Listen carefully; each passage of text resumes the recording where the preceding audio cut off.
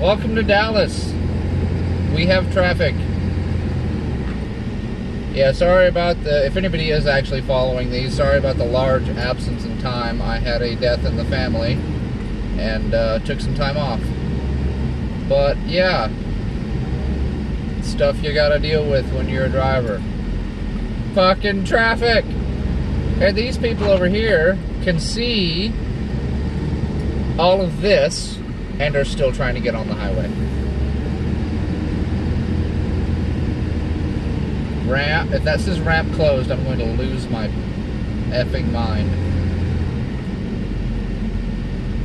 I need that ramp.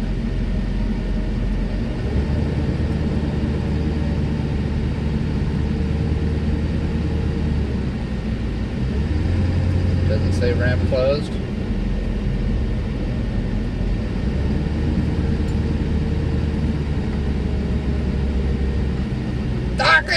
Oh wait. What? 9 p.m. to 6 a.m. Okay, cool. Let's all get past the ramp while it's not closed.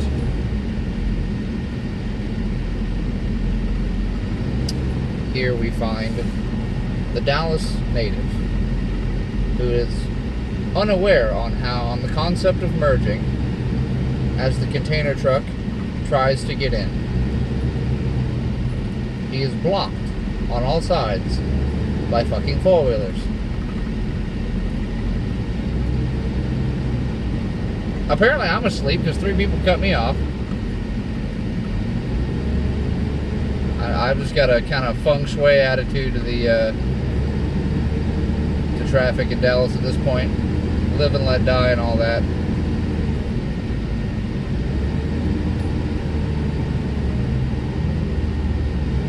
But yeah, this is the shit we gotta deal with all day, every day. And come on over, Walmart. Actually, I want that way.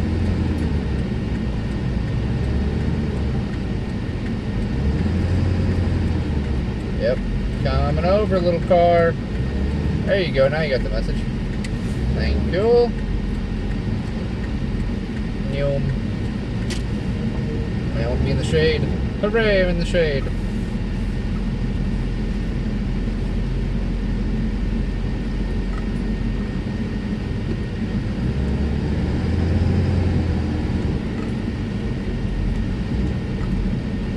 But yeah, this is it's back. The life of a driver. Staring at the back of a vehicle, doing, let's see, what's the GPS say I'm doing? Because my speedometer says I'm doing 0. Doing 3 miles an hour. Oh, 5 miles an hour. 7 miles an hour. Oh dang, we're double digits now. Can you tell? Can you read the sarcasm? And then you have over there, they're shutting a lane down for no adequate reason. Not one that I can see, at least. It's just this lane is closed because fuck you.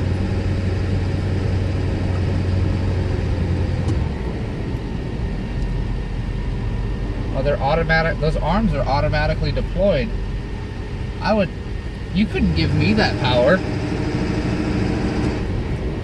It's like, 3 in the morning, let's just put one of these arms out for funsies.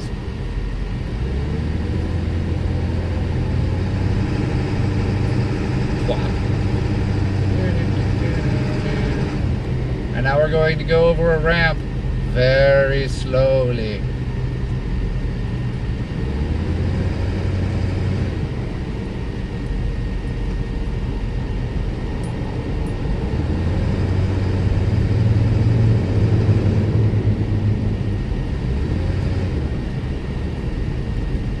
Yeah, I guess going back to what I said earlier was being on the road all the time kind of sucks because I know I did have a death in the family. I did manage to get home to see my grandmother one last time, but there are people that couldn't. One of them was my father. He's also a driver. And it sucks that that sometimes you have to you have to make that choice. I gotta go make money. Even though we knew she was ill, we both had to go make money. And now I'm having to shout because my engine's kind of loud. But yeah, if you're getting into this line of work, know that you're gonna miss some things. If you got a kid, you're gonna miss something. You're gonna miss a great deal. Like I remember when I was little, my dad had a job at a few different like kitchens because he has a culinary degree, and he wanted to be a chef, but chefing didn't pay the bills. It didn't put diapers on my ass, and so he had to go into trucking, and so he missed a lot of my raising. My grandmother, the one that passed away, was actually the one that pretty much raised me. So that's been difficult, and I'm sure it was hard for my dad to not be there to see his kid grow up. He was there once a month, thereabouts, and then later on, when I was in high school, he was only there once every like 3 months. I only saw my dad 4 times a year. So that's the point where I'm like, it's weird to me. Well, it's not weird to me to go without seeing family for months, because that's what I grew up with. That was just how that was normal. And why are you sorry, I don't know how long you were looking at the sky as I was getting emotional. But yeah, if you're gonna get into this line of work, know that there's a cost, and not financial. But yeah, if you don't have anything tying you down, and you don't mind lots of traffic, lots of assholes, and lots of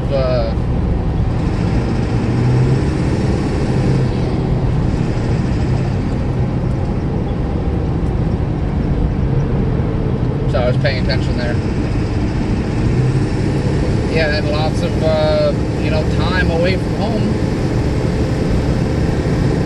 Hop to it. I mean, do know that, I see a surprising amount of, quote, professional drivers with a cell phone in their hand.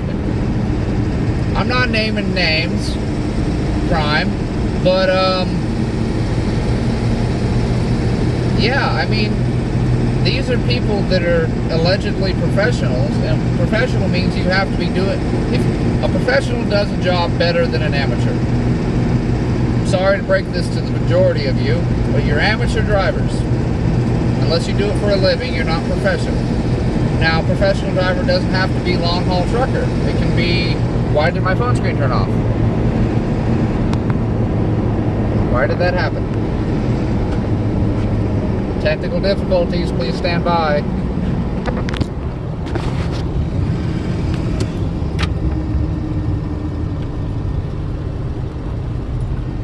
Did my phone die? I think my phone died. Well, I'm gonna keep yammering. Oh, I bet it's dying. Hang about.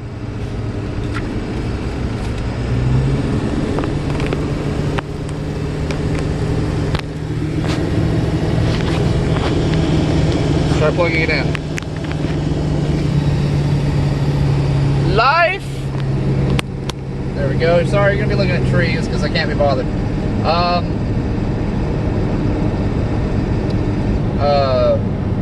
Fuck was I on about? Yeah, I don't know memory of what the hell I was on about.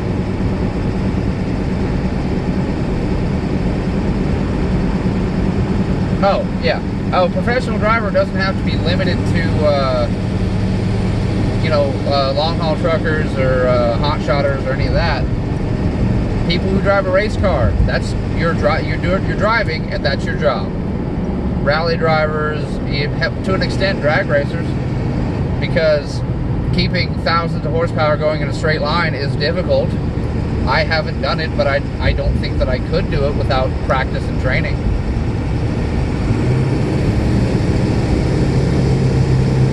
But yeah, being a professional means you're held to a higher standard.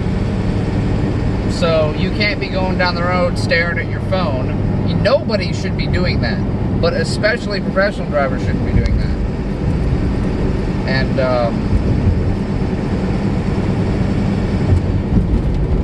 when I'm like just now, I was jacking with my phone. I wasn't even looking at it. I was looking down the road.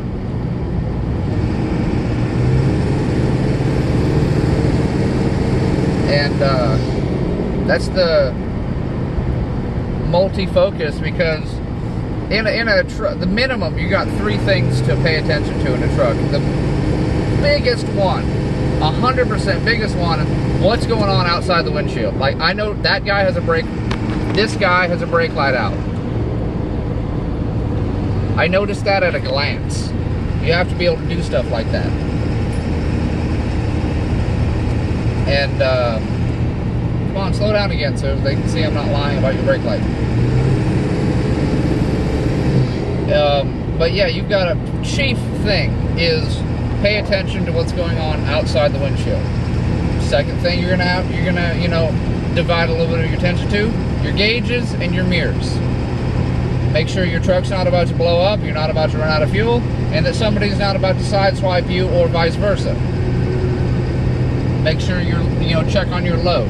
There's a little bit of your focus. It's second most important. Excuse me. Third is make sure you keep an eye on your logs, your e-log. Give it a glance every now and then. Make sure you're not coming up on a violation or something. Like, I've got an hour and 29 minutes left to drive, and you're staring at the sky again. I can't be bothered to fix it.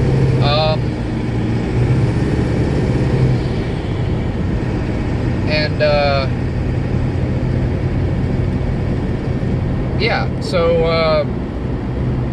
I got to make sure I get to a truck stop in the next hour and 28 minutes now, or I'm going to have a violation. And keep an eye on that. Keep a half eye on that. Pay attention 100% to what's going on outside the windshield. Check your gauges or a mirror every few seconds. Just a quick glance. Don't just stare at them like a fucking lemon. Just yeah. No, you glance at it. You say, okay, the guy just got in front of me. I'm allowing my following distance to build back up. I have a decent following distance. Glance down. Okay, I got a full tank of fuel. Check a mirror. Pay attention out front. Check another mirror.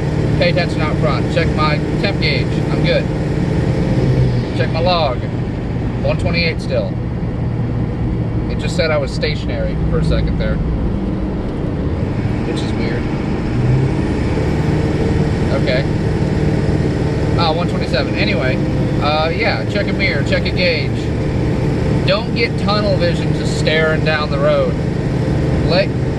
Keep kind of sweep back and forth. Pay attention to what's going on in front of you, obviously, but let your eyes kind of sweep back and forth a little bit. Take in the whole scene around you, because that will help prevent a lot of accidents. And yeah. And yeah, just keep aware of what's going on around you. Like, there's a guy thinking about passing me on the shoulder right now, or just on the white line, and the guy behind me. Little car on the left just passed me. Truck in the hammer lane just passed me. But that's all peripheral. Something you can do to strengthen your peripheral vision is, do this sitting still, but look straight ahead and, bring up some text or something on your phone that you're not familiar with, and hold it at the limit of your peripheral vision. And while looking ahead, read it. That will help strengthen your peripheral vision so that you can catch more detailed stuff out of the corner of your eye. Instead of just seeing something there, you'll be able to say, hey, that's a truck coming. That's a blue Kenworth.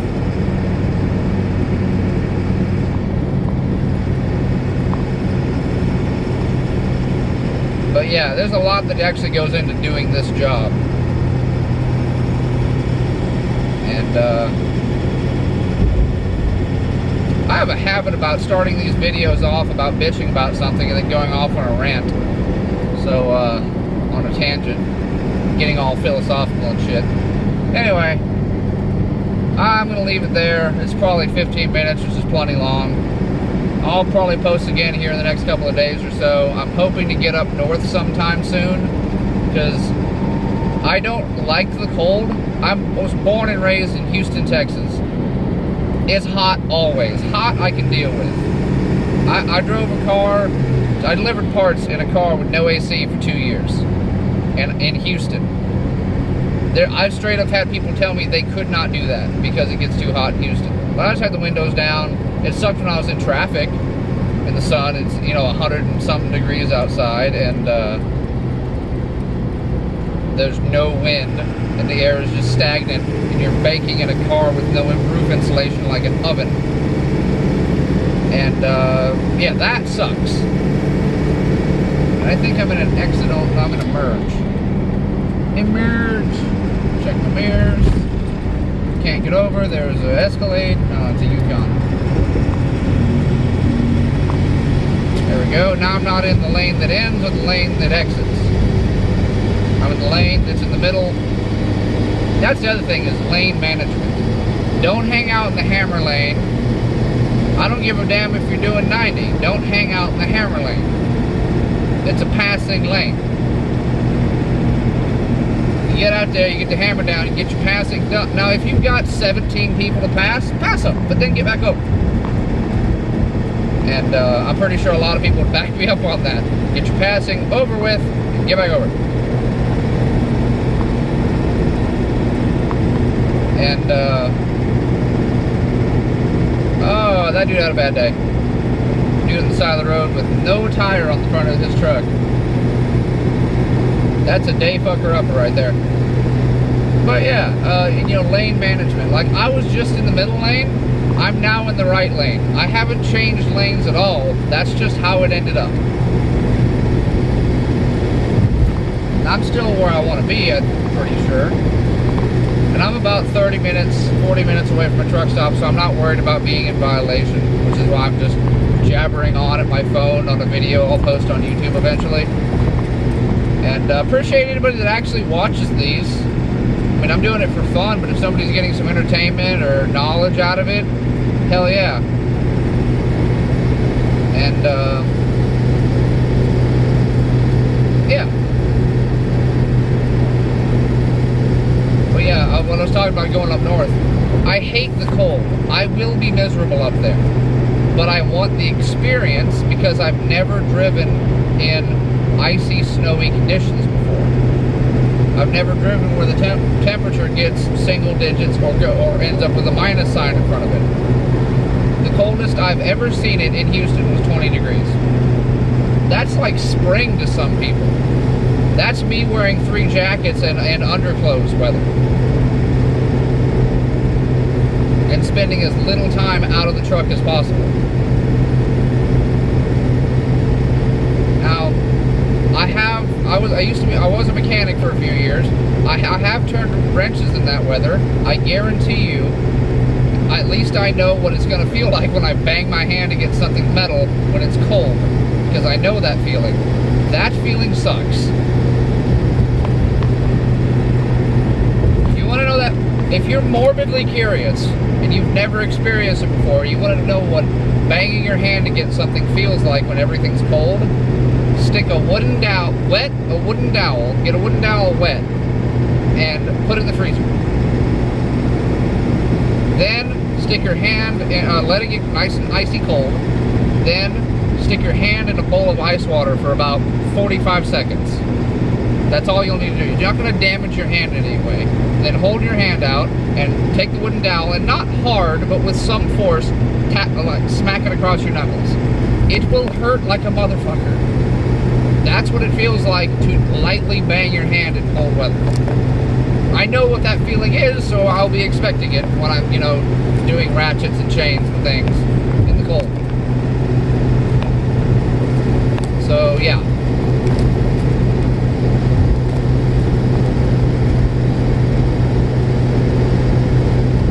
But yeah, I want to go up north for the experience, and yeah, that's it. So yeah, I'm gonna end this video here. My phone just said something about memory or something else. So y'all have a good one.